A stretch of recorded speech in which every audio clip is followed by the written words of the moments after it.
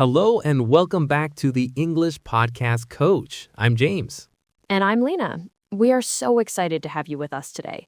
If you're ready to transform your English, you are in the right place. Absolutely. Today we're diving into a topic that is a complete game changer: how to rewire your brain to think in English. This isn't just about learning new words. This is about changing the way you process the world. It's the secret to fluency. So if you're ready, make sure you hit that subscribe button and give this episode a like. Right, and don't forget to share it with a friend who needs this. Okay, Lena, let's start with a really bold statement.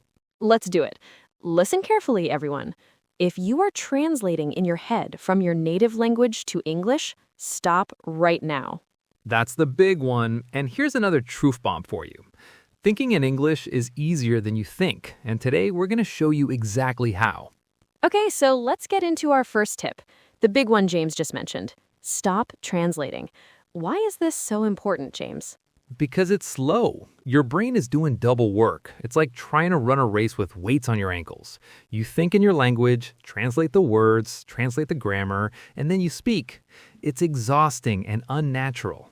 So true. It creates that awkward pause in conversation where you're searching for the right word. But we have a simple fix. We call it the look, think, speak method. I love this. Explain how it works. Okay, so you look at an object around you, let's say your phone. Instead of thinking of the word for it in your native language, you look at it and think the English word, phone. Then you think a simple English sentence about it. This is my phone, or my phone is black. Then you say it out loud. Look, think in English, speak in English. You're creating a direct link between the object and the English word. You're cutting out the middleman, your native language. Exactly. So that's your first mission. Stop translating. Use look, think, speak to build direct English connections. You can do this. And I want to add, don't just stick to nouns. You can do this with actions too. Look at what you're doing. I am typing. I am drinking coffee. Connect the English phrase directly to the action. That's a fantastic point. It moves you from just naming things to describing your life in English. And don't worry if it feels slow at first. It's like building a new muscle. The first few times are tough, but it gets easier and faster with practice. Such a powerful first step. Okay, let's move on to tip number 2. And this one might feel a little funny at first, but it works wonders. Lena, what is it? It's time to talk to yourself in English. Right. I know what some people are thinking. Talk to myself? That's crazy. But it's your secret weapon. It really is. Think about it. It's a zero-pressure conversation. No fear of making mistakes. You can just practice narrating your day in simple English. Exactly. Keep it super short and simple. When you wake up, think, time to get up. I need some coffee. Yes, or when you're making breakfast. I'm hungry. I'll have an egg. These small moments add up. You're making English the voice inside your head. It normalizes thinking in English. It stops being a foreign language and just becomes a language you think in. Totally. So the micro recap for this one, talk to yourself in English. Start with short, simple daily lines. Make it normal, make it fun. Great tip. Now for our third tip, which is about freeing yourself from something every learner worries about: grammar. The tip is, think in pictures, not grammar rules. Ooh, this is a good one. When you try to remember every single grammar rule, your brain freezes. It does. Instead, connect English words to images. When you hear the word dog, don't think about the spelling D-O-G. Picture a dog, a happy, running, tail-wagging dog. Right. Our brains are wired for images. It's so much faster and more natural. If you want to say, I'm drinking water, picture a glass of water and you drinking it. The words will come more easily. This is how children learn. They don't study grammar books. They connect words to experiences and pictures. You can do the same. Focus on communication, not perfection. The grammar will improve as you listen and practice more. Exactly. So, quick recap.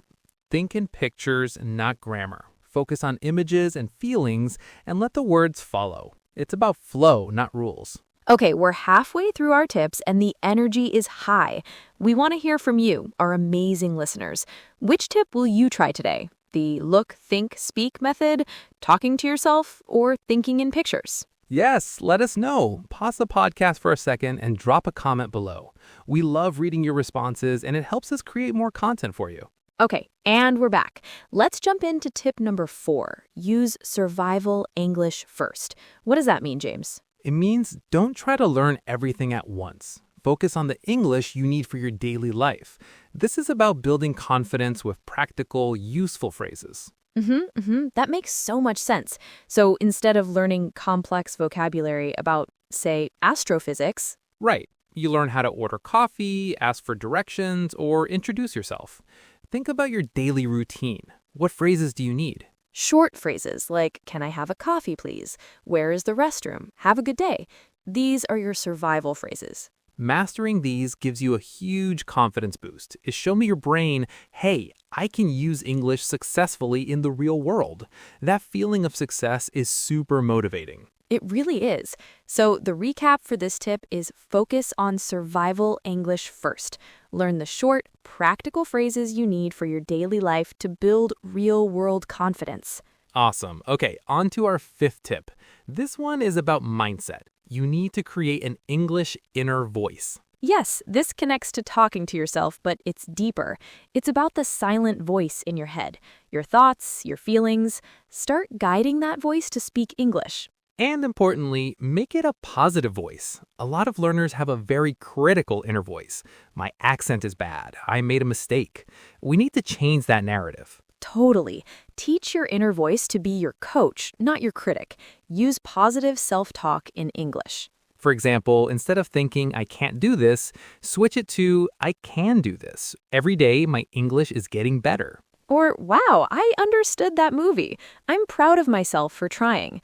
This positive reinforcement rewires your brain to associate English with good feelings. Your mindset is everything. If you believe you can think in English, you will. That's the truth. So the micro recap is create a positive English inner voice.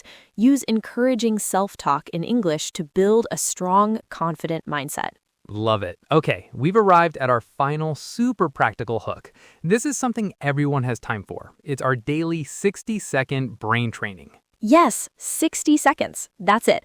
Everyone has 1 minute. This exercise is simple, but so effective at training your brain to think on its feet in English. Okay, so here's how it works. You pick one object in your room. Let's say a lamp. Okay, a lamp. You set a timer for 60 seconds. For that 1 minute, you describe the lamp out loud in English. And the most important rule is you cannot stop talking. Even if you run out of things to say, you can say, this is a lamp. It is white. It helps me see. I don't know what else to say, but I'm still talking about this lamp. The goal is to keep the flow going. Exactly. This forces your brain to stop translating and just find any English words it can. It builds mental agility and speed. Do this once a day, every day. It's a workout for your brain. It's amazing how much progress you can make with just one focused minute a day. So, our final recap. Do a daily 60-second brain training. Pick an object and describe it non-stop to build fluency and speed. Wow, what a powerful list of strategies. Let's do a quick final summary of everything we covered. Let's do it. First, stop translating and use the look, think, speak method. Second, talk to yourself in English to make it a normal part of your day. Third, think in pictures, not grammar rules. Focus on the image. Fourth, start with survival English you can use every day. Fifth, create a positive English inner voice. Be your own biggest supporter. And sixth, do the 60-second daily brain training to build speed and confidence. These aren't just tips. This is a plan to rewire your brain. You have the power to do this. Start today. Start now. That's right. Thank you so much for tuning in to the English Podcast Coach. If this episode helped you, please share it with one person who needs to hear it. And don't forget to subscribe so you never miss an episode. We believe in you. Keep practicing, keep growing, and we'll see you next time.